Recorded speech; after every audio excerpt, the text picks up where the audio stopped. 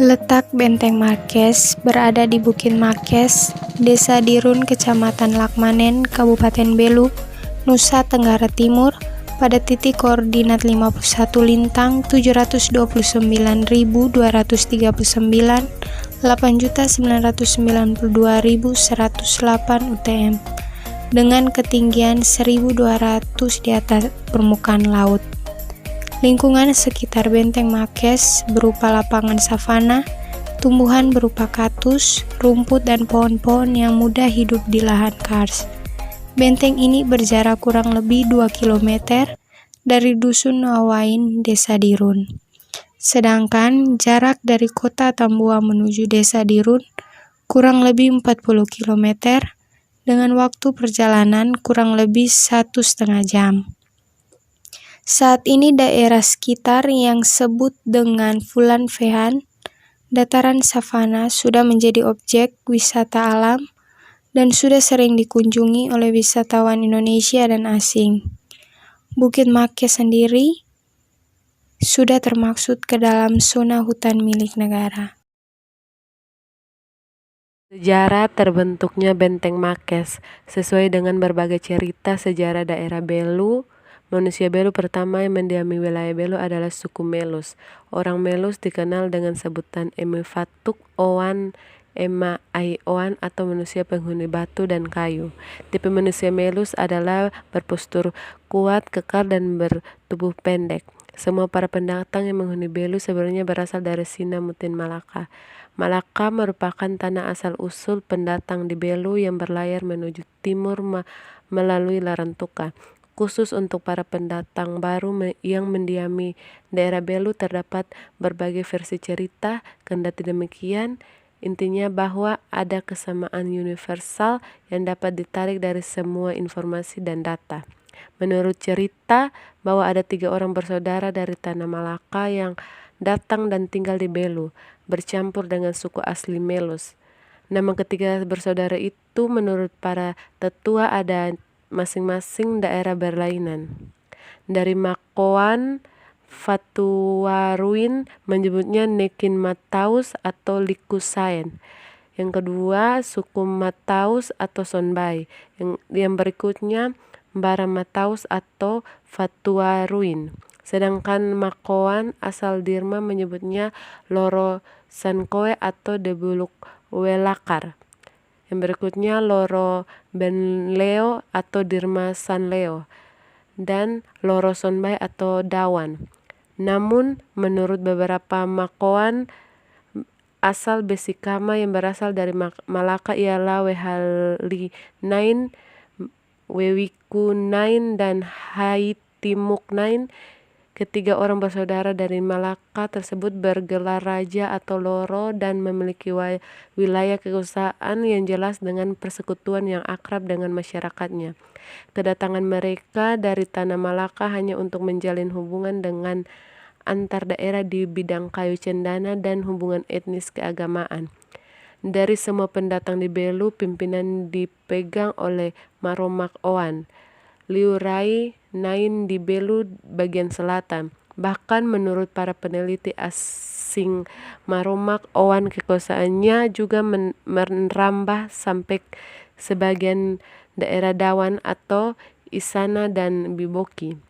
Dalam melaksanakan tugasnya di Belu, Maromak Owan memilih perpanjangan tangan yaitu Wewiku Wehali dan Hatimuk Nain. Selain juga ada di Faturuin, Sonbai, dan Suai Kamanasa serta Loro Lekekun. Maromak Owan sendiri menetap di Laran sebagai pusat kekuasaan kerajaan Wewiku Wehali. Para pendatang di Belu tersebut tidak membagi daerah Belu menjadi selatan dan utara sebagaimana yang terjadi sekarang. Menurut para sejarawan, pembagian Belu menjadi Belu bagian selatan dan utara hanyalah merupakan strategi pemerintahan jajahan Belanda untuk mempermudah sistem pengontrolan terhadap masyarakat. Dalam keadaan pemerintahan adat tersebut muncullah siaran dari pemerintah raja-raja dengan apa yang disebutnya zaman keemasan kerajaan. Apa yang kita catat dan dikenal dalam sejarah daerah Belu adalah adanya kerajaan Wewiku Wehali atau pusat kekuasaan seluruh Belu. Di Dawan ada kerajaan Sonbai yang berkuasa di daerah Mutis. Daerah Dawan termaksud Mafo dan Dubai sekitar 40.000 jiwa masyarakatnya. Menurut penuntunan para tetua ada dari Wewiku Wehali untuk mempermudah pengaturan sistem pemerintah. Sang Maromak Owan mengirim para pembantunya ke seluruh wilayah Belu sebagai Loro dan Liurai. Tercatat nama-nama pemimpin besar yang dikirim dari Wewiku Wehali seperti Loro Dirma, Loro Lekukan, Bibo Kinain, Herneno dan Isananain serta Nenometan, Anas dan Vialaran. Ada juga kerajaan Vialaran di Belu bagian utara yang dipimpin Dasimau Bauk dengan kaki tangannya seperti Loro Bauho, Lakekun, Naitimu, Asumanu, Lisiolat, dan Lidak. Selain itu juga nama seperti Davala, Manletan, Omaklaran, Sorbau. Dalam perkembangan pemerintahnya muncul lagi 3 bersaudara yang ikut memerintah di utara, yaitu Tohe, Nain, Maumutin, dan Aitoan. Dari perkawinan antara Loro Bauho dan Klusin yang dikenal dengan nama Astanara membawahi Dasisanulu yang dikenal sampai sekarang, yaitu Lasiolat, Asumanu, Lasaka, Davala, Manukleten, Sorbau, Lidak, Tohe, Maumutin, dan Aitoon. Dalam sejarah penuturan di utara maupun selatan terkenal dengan 4 jalinan terkait. Di Belu Utara bagian barat dikenal Umahat. Dengan demikian rupanya keempat bersaudara yang satunya menjelma sebagai tak kelihatan itu yang menandai asal-usul pendatang di Belu membaur dengan penduduk asli Melus yang sudah lama punah. Benteng ini bernama Benteng Ranu Hitu atau yang biasa dikenal dengan orang-orang lokal sebagai Benteng Lapis 7 karena berada di atas Bukit Makes, maka benteng ini juga sering disebut dengan Benteng Makes. Benteng ini adalah benteng utama kerajaan Dirun pada waktu itu, benteng perang tradisional pendalaman yang pada saat itu di timur masih sering terjadi perang antar suku. Menurut cerita masyarakat setempat, Benteng Ranu Hitu atau Makes sudah ada sebelum penguasa Portugis dan beberapa kali berpindah tangan sampai akhirnya dijaga oleh 3 pahlawan lokal, 3 suku lokal, yaitu suku Los, suku Sri Gata, dan suku Monesogo. Benteng ini dulu merupakan tempat para pahlawan atau yang biasa disebut meo. Di benteng ini biasanya mereka mengatur strategi atau bahkan melakukan tes kekebalan tubuh dengan cara memotong-motong tubuh mereka sendiri untuk membuktikan apakah tubuh mereka bisa kembali menjadi utuh sebelum maju ke medan perang. Di benteng ini terdiri dari 7 lapis pertahanan yang dimulai dari awal pintu masuk hingga akhirnya ke lapisan terakhir, di mana terdapat sebuah area bulat dari batu terbentuk sebuah tempat pertemuan. Tempat di mana raja-raja waktu dulu berkumpul. Susunan bangku ruang pertemuan dari batu tersebut masih terlihat asli dan alami. Terdiri dari batu-batu alam pipih yang disusun sedemikian rupa dan melingkar atau tata batu melingkar. Di tengah tempat pertemuan terdapat 2 buah batu besar dan kecil yang konon dulu dipergunakan untuk menaruh kepala musuh mereka. Salah satu bangku batu terlihat spesial dari yang lainnya karena memiliki singgasana batu yang lebih tinggi. Ternyata itu merupakan tempat raja suku Umametan. Sebuah batu bulat pipi juga tergeletak sebagai alat duduk yang tidak boleh diduduki oleh siapapun juga. Bahkan sampai sekarang masyarakat timur percaya jika mereka menduduki bangku tersebut maka nasib buruk bisa menimpa mereka. Tetapi di belakang bangku tersebut terdapat sebuah batu persegi panjang yang ternyata adalah makam dari sang raja pertama kerajaan Dirun, Raja Dasimanuloek. Menurut tutur yang disampaikan oleh Makoan, batu yang digunakan untuk membangun benteng ditatangkan dari desa Ikin dan desa Lewalo. Ada sebuah tradisi yang masih berlanjut dari suku Umametan menaruh sirip pinang di dekat makam raja. Hal ini merupakan adat istiadat masyarakat setempat. Sirip pinang memang identik sekali dengan suku-suku timur, bisa sebagai lambang persahabatan, lambang perdamaian, juga lambang keakraban. Seakan dengan mengunyah sirip pinang menjadikan kita sebagai sebagian dari keluarga masyarakat timur. Selain itu, sirip pinang juga merupakan simbol rasa hormat. Dengan menaruh sirip pinang di dekat makam raja, suku Umametan percaya bahwa arwah leluhur masih banyak bersemayam di tempat itu. Benteng Ranu Hitu sendiri kabarnya dibuat selama 7 hari 7 malam, di mana pada siang hari dikerjakan dengan tenaga manusia dan pada malam hari dikerjakan oleh para arwah leluhur. Tidak heran suasana mistis terasa kental sekali saat berada di tempat ini. Di bagian halaman belakang benteng di mana terdapat hall makes, yaitu tempat memanggil pasukan atau rakyat, serta tempat khusus untuk meriahkan perang pada waktu itu. Letakkan memang di pinggir tebing dan lembah-lembah sekitarnya, sehingga sangat yakin jika kita berteriak akan terdengar keras sekali karena efek pentulan. Dan dari lembah tersebut terbayangkan bagaimana situasi pada masa itu, mungkin lebih hebat dari film box office yang biasa kita lihat di bioskop.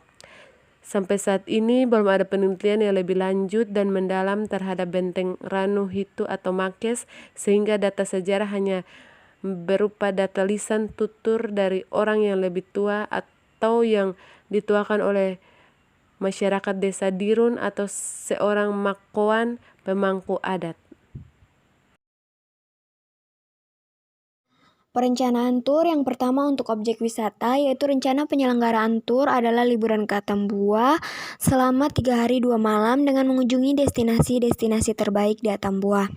Objek wisata yang akan dituju adalah pos lintas batas negara Motain, Padang Fulang Fehan, Benteng 7 Lapis Makes, air terjun Mauhalek, Pantai Pasir Putih, wisata mangrove Kolam Susuk, kampung adat Nualain, dan wisata Laloran Bui Batak.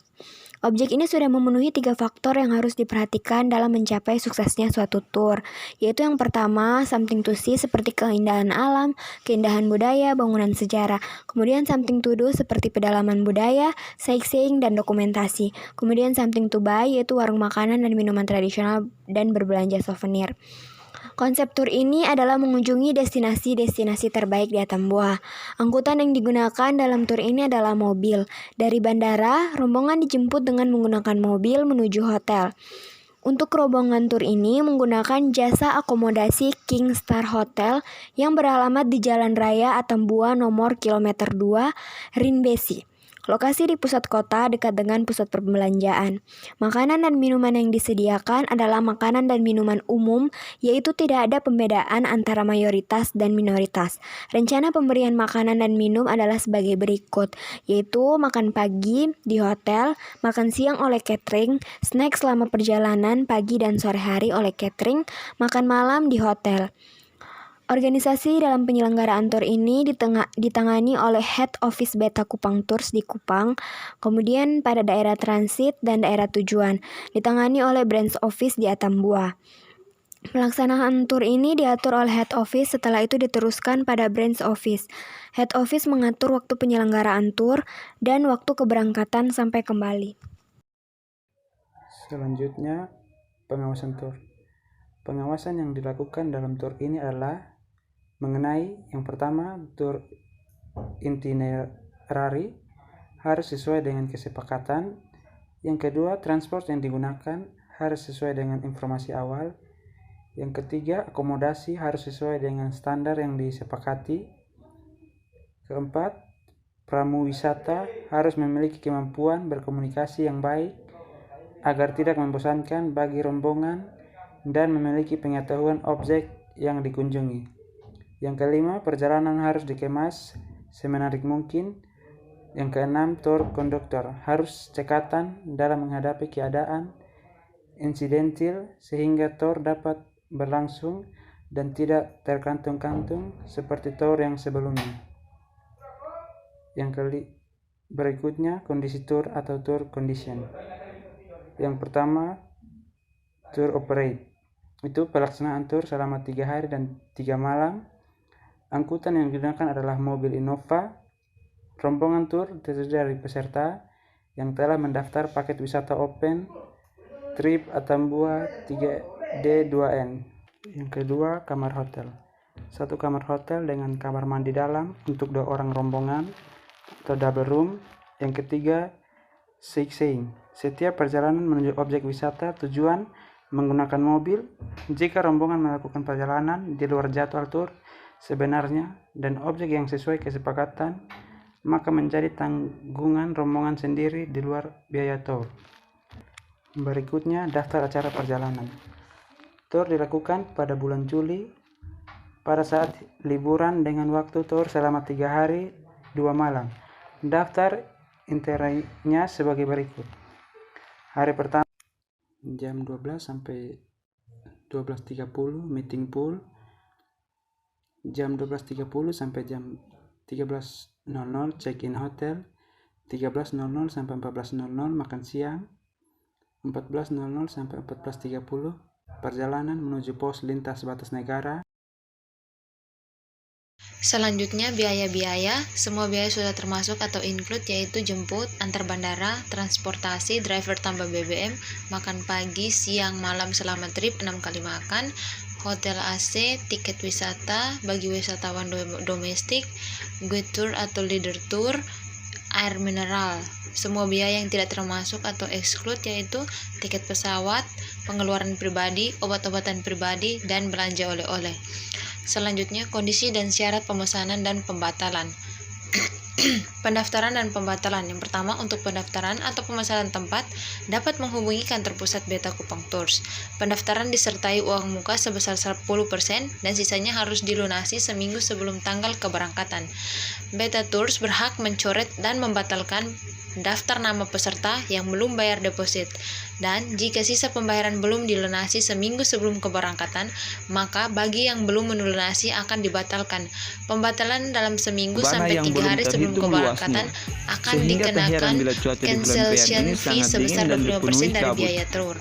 Selanjutnya, tanggung jawab Beta Tours Kupang. Yang pertama, jika keadaan terpaksa dan tidak teratasi, rencana perjalanan dapat diubah baik susunan maupun jadwalnya tanpa pemberitahuan terlebih dahulu, semata-mata demi kepentingan dan kebaikan peserta serta kelancaran perjalanan.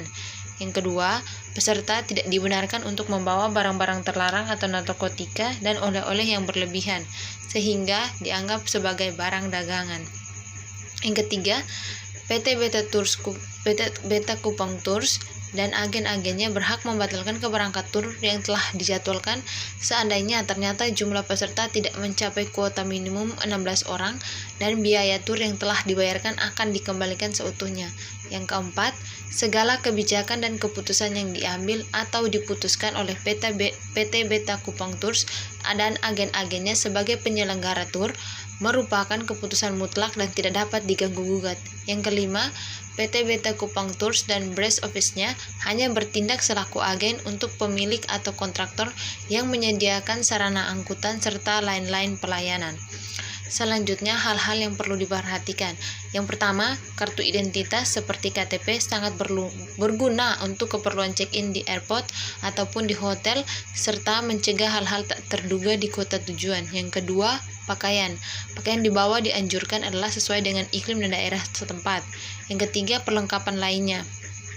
Bagi kaum wanita, dianjurkan memakai sepatu atau sandal yang bertumit rendah dan nyaman dipakai. Bagi peserta yang menderita sakit tertentu, jangan lupa membawa persediaan obat-obatan sebelum berangkat. Yang keempat, jumlah uang yang dibawa. Jumlah uang yang dibawa tergantung dari kebutuhan sehari-hari masing-masing peserta. Yang kelima, ketepatan waktu.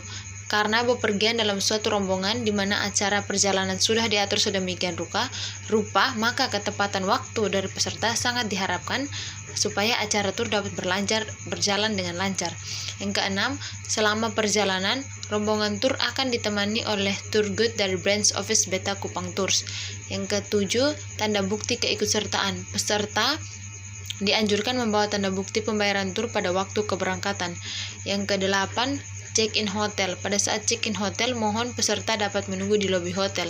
Yang kesembilan, menyimpang dari perjalanan. Bagi peserta yang ingin menyimpang dari perjalanan tur atau ingin tinggal lebih lama di salah satu kota setelah selesai tur, diharapkan untuk memberitahukan dari awal sewaktu pendaftaran agar tempat duduk pesawat dan hotel dapat dipesan lebih awal karena ada tur-tur tertentu yang tiketnya harus digunakan bersama dengan rombongan. Ke-10, saat tur berakhir, disarankan agar peserta tidak membatasi atau tidak membawa oleh-oleh barang belanjaan secara berlebihan. Terima kasih.